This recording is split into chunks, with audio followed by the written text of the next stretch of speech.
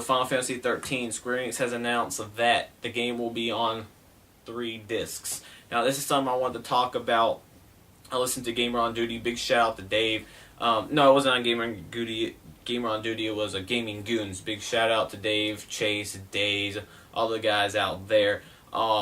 Basically, they're talking about the disc and having to switch disc and installs, things like that. Switching disc is not a big problem to me. Because, like I said, you aren't going to have to switch it any more than a 20-hour frame. So you play it 20 hours, then you swap the disc. That should not be a problem unless you're too lazy to get off your butt. And if you're too lazy to get off your butt, I don't know what to tell you. But anyways, swapping disc isn't a big problem to me. As long as it's not, oh, I walked in this space, I got to swap the disc. Oh, I walked in this space, swap the disc. So it isn't like that. It's going to be continuous. So you're going to be playing, then you have to swap the disc, play another 20 hours, swap the disc. Something they also brought up was installs and how they didn't like the idea what they did with Metal Gear Solid 4, where there's installs where you see Snake smoking a cigarette. Now, there's been a lot of people saying, oh, it's on 3 discs, oh, Final Fantasy XIII is going to have a large install. It will have a large install, I guarantee you that, because the Blu-ray data rate speed of the player inside the PS3 is not quite up to where it needs to be to play these games without, especially a game like that with that many CG and things like that, unless they have loading in the background. We'll have to see. But Final Fantasy XIII is definitely looking like a great game.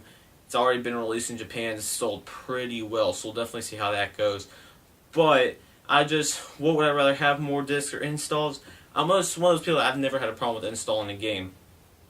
If I bring a game home, I don't mind waiting 15 minutes to install a game. Now, that's just me. I mean, other people could be different. When I buy a game, I have no problem popping it in, waiting to install 15 minutes. As long as I don't pop in, it takes 3 hours. With Metal Gear Solid 4, where it was like 15 minutes each one, that I could see where people got upset about that, just because the fact that you were playing the game and all of a sudden it takes you with action by loading. I understand that, especially for people that like to do one-nighters, two-nighters, like Louie. They sit down and play a game straight and don't get off the game until they beat it.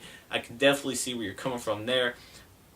This was Konami would have allowed something where you could install all, which is what Chase brought up. But also, something I learned from the show is that when you download Scene 1 and then go to Scene 2, that Scene 2 is going over Scene 1. I thought it installed all of them. It's only doing one over the other, overriding each other, which is pretty interesting. I did not know that. So, believe it or not, I do learn things from shows from my own staff members as well. So, big shout out to Dave and all the Gaming Goons out there.